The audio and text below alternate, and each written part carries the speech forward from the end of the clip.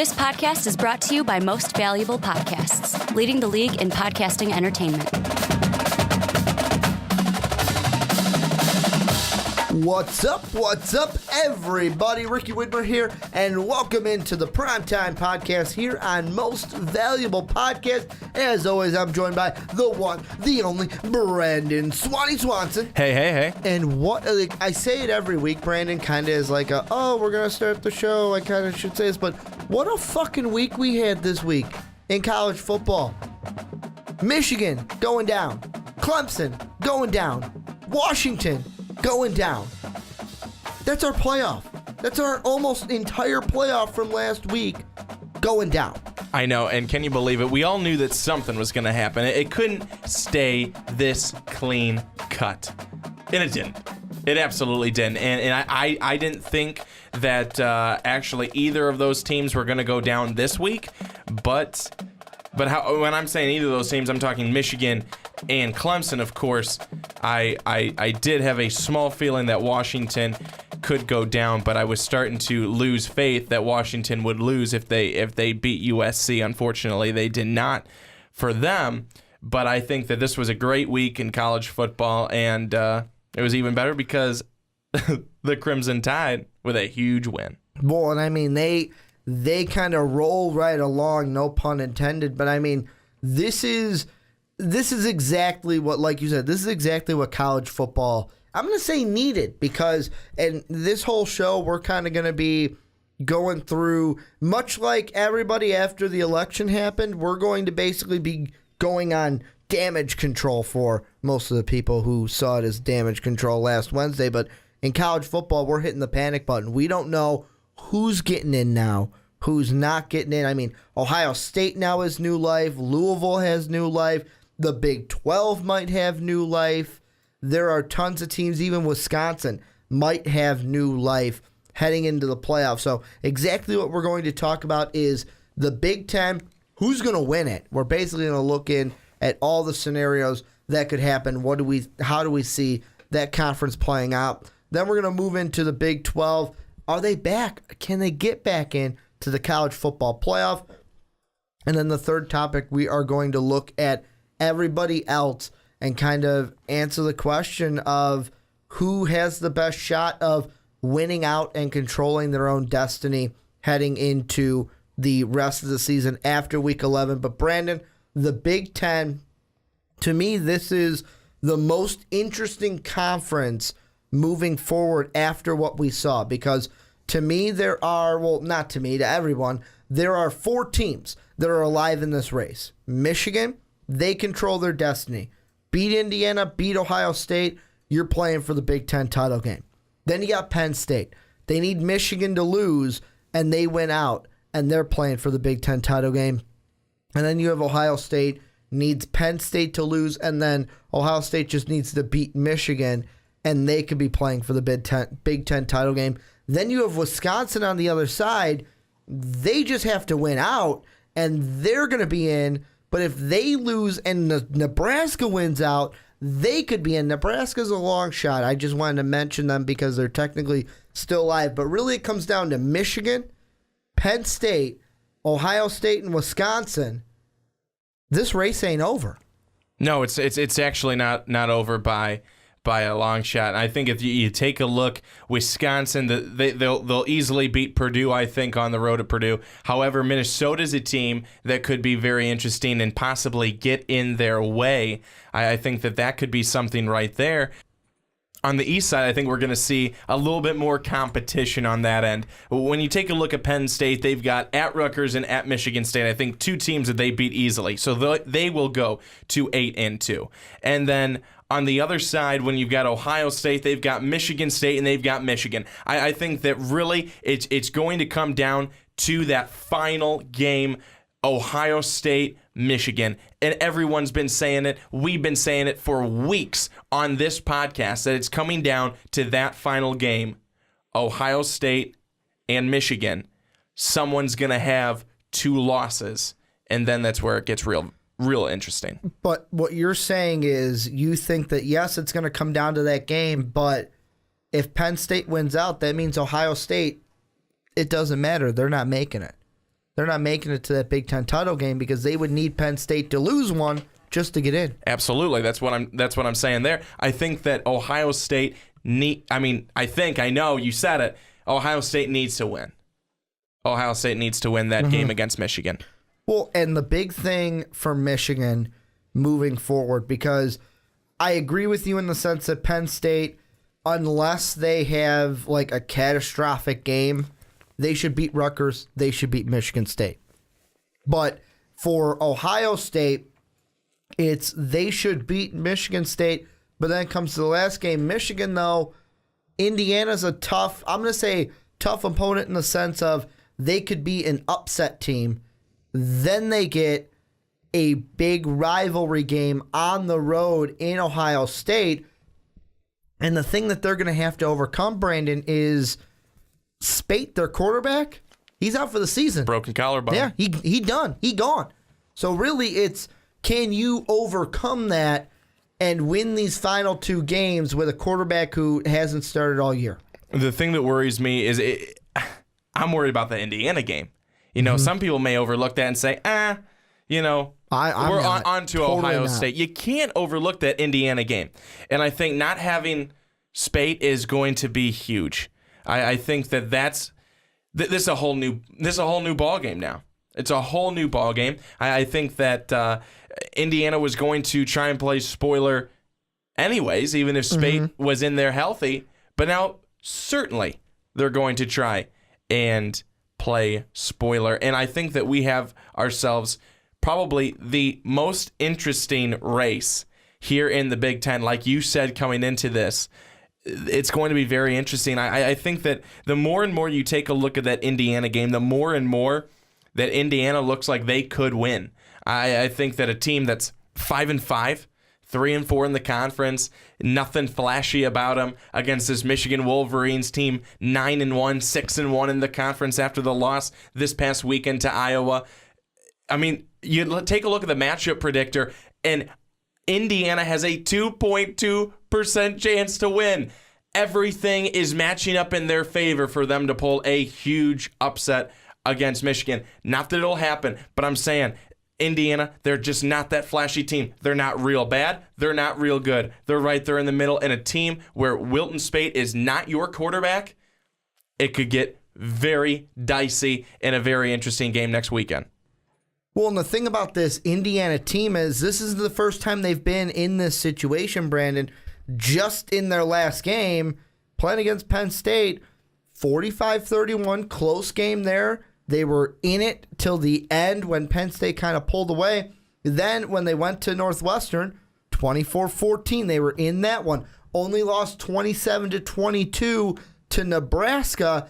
I know that two of those were at home. The Northwestern one was the only one that was on the road. But going to Ann Arbor, you're going to be facing a Michigan team that is going to be without their starting quarterback that they have had all year. This is a game, and I am totally agreeing with you that this is a game, if you are a Michigan fan, you cannot overlook, because this Hoosier team has, over the past 2 years, been that team that has kind of played spoiler, but hadn't really won. I mean, the Michigan State game, you could technically say this year they were a spoiler because Michigan State was ranked 17 at the time, but we know Michigan State hasn't been that good that year. That's why we don't look at that one. But to me, when I look at this Big Ten conference, I think it's going to come down to Michigan and Penn State on the other side, and it's basically whoever gets through that is playing Wisconsin. And this Wisconsin team, they might be able to get back into that college football playoff with two, I'm going to say easy games coming up. I know that Minnesota could be a game that might be a trap game, but if they can get through their next two and then win in the Big Ten title game, Wisconsin could be a team we're talking about like, could they be in the college football playoff? Possibly. I think that there is a let's pretend like we're on election night. You know, there's a tough road too early to call. It's too early to call right here for Wisconsin, and there's a lot of things got to happen for them. They've got to win, Pennsylvania. They've got to have Nebraska on their side too. No, but I think that a lot of chips have to fall in place for Wisconsin to be able to do it. I think that when you go back to Michigan though, for just a minute, is how much now, and he has been all season long. He has been throughout his career. How much now is Jabril Peppers going to play a factor in this one? He has to. Do they just run him out of the Wildcat all day? See, that one is. I think we see a little bit more of that, but to me, this goes on the shoulders of he has to be more of a factor on defense to help out that offense. Because to me, when I look at the quarterbacks that they have on the roster, I think the guy we are going to see the rest of the way is John O'Korn. This is a guy, the senior transfer coming over from Houston. This was a guy that I asked Mo Hurst about during our top 25 preseason videos, and O'Korn was the guy that I thought was going to be the starter over Spate.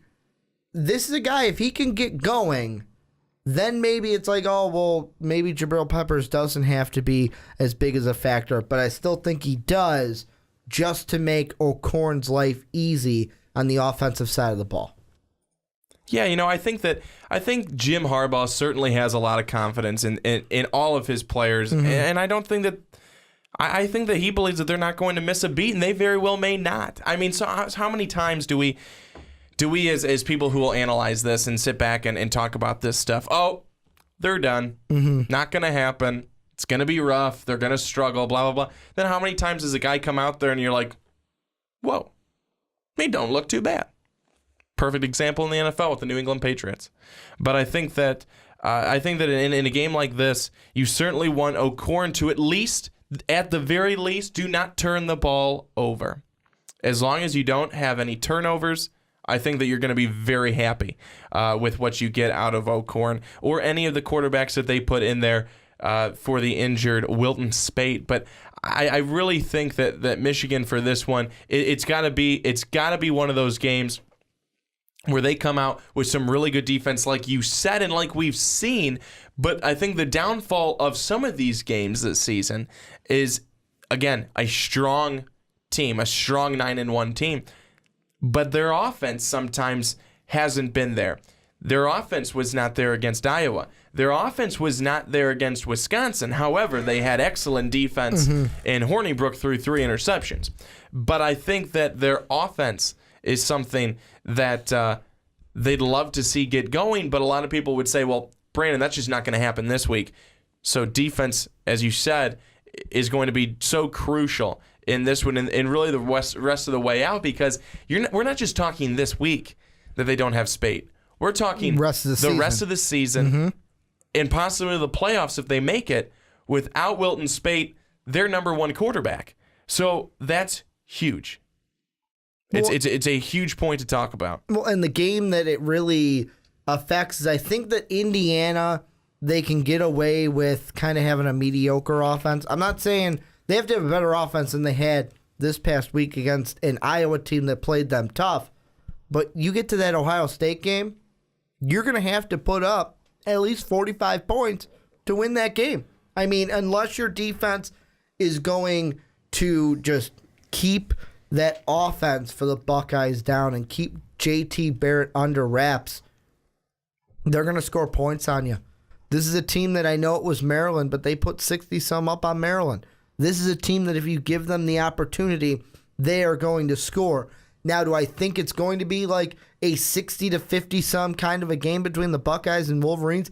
Damn, it could be, but maybe not. Maybe like a 35 to 20-some game or 30 to 30-some game where the winner comes out barely, maybe by like 3 or by 4 points.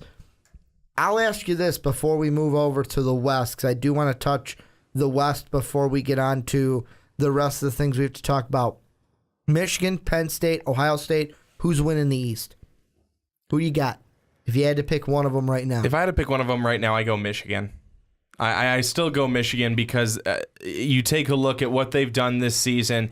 They've had a very strong season. I think that some people would say, well, take a look. I mean, take a look. There's only one team right now, when you look at it, that's a ranked team, and that was Wisconsin, and they beat them 14-7. The rest of the way, maybe not, but I think that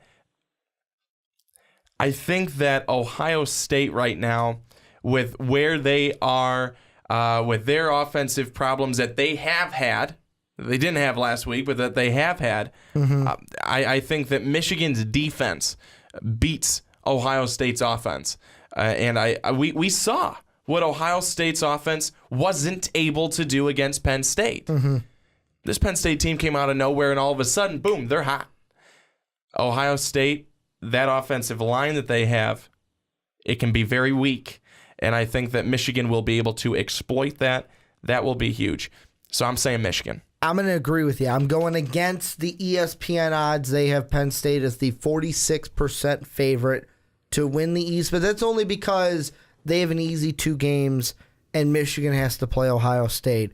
And if Michigan loses and Penn State wins out, they get in. I'm going Michigan.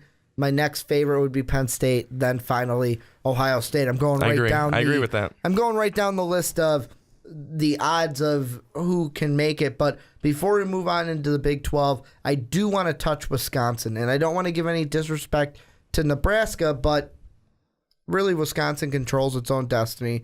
They play at Purdue, and then they play at home against Minnesota.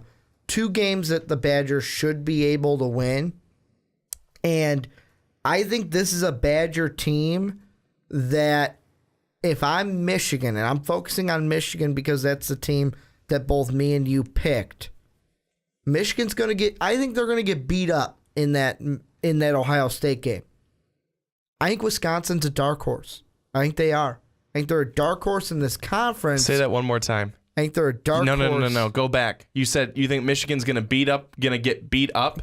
They're going to win, but get beat up. Like, it's going to be a physical game. It's going to be a dogfight. I had to check and see if you meant that Michigan was going to lose that game. No. They're going to win the game, but it's going to be a dogfight. It's going to be back and forth, lead changes. It's going to be an emotionally draining game. And then Wisconsin's going to get them. And Wisconsin could be a dark horse. Wisconsin could walk into the Big Ten title game, and possibly that's the team that I think has the best chance to upset Michigan, and I'm saying they have a better chance than Ohio State to do that. Well, here's the thing about what I think with that one. I don't think that Michigan actually gets beat up as badly as you think. I think that they are going to, both teams will take a beating. It is going to be a good clash. It's either going to be a huge defensive battle or it's going to be just a shootout. Bring your guns, because it's going one way or another. It's not going to be in the middle. Those games rarely ever are. But I don't think that Wisconsin will be able to bring enough.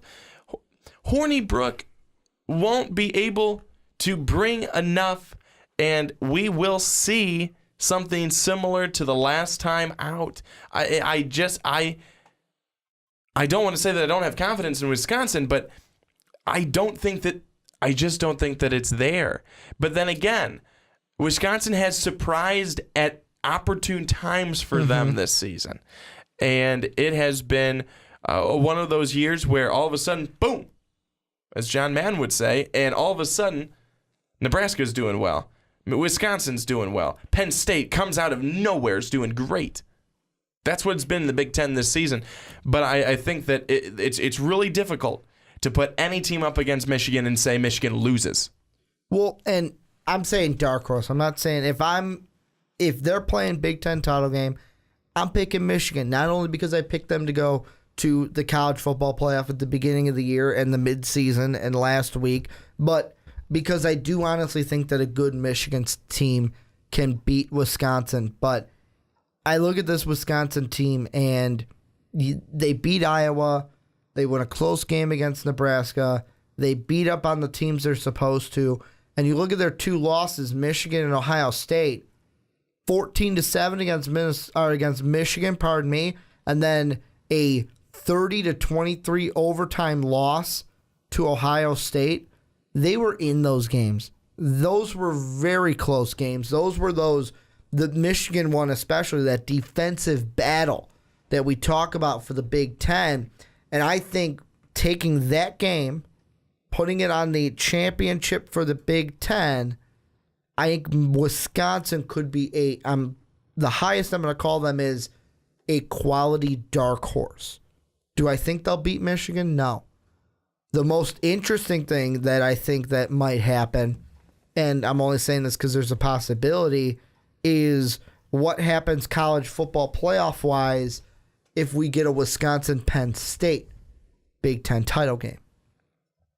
At that point, do we see like, oh, well, you know what, maybe a different conference can sneak in, or two teams from another conference sneak in over that one because maybe the Penn State or Wisconsin isn't as strong as a Michigan would be? I don't know about that. I think that someone would rather. Does it matter the team? Does it matter the conference? Because would someone rather have a Big Ten team, knowing what kind of quality they have, as opposed to a Big 12, knowing what kind of quality they have? Mm-hmm. Two completely different conferences that bring two completely different styles. Does committee then look, oh, well, we won this team, they're from this conference, it may be better than Big 12. They really haven't made a whole lot of noise this year. Nah, brush them to the side. Does it matter more conference? Does it matter more team? Does conference not matter? What flavor of the week is it this week with the committee? And that's all it is. I think when we do get to the end, the big thing that's going to be the barometer is, do you have a college champion or do you have a conference championship? And then they'll go based off of strength of schedule and who'd you beat and that stuff. But really, it's winning the conference championship. But I want to get into the Big 12. But before we do, I want to ask everyone out there listening on either YouTube or Blog Talk Radio, let us know down below what you guys think about the Big Ten, either the East or the West. What do you guys have? What are you guys thinking? What's going through your noggins and your noodles? Let us know down in the comment section.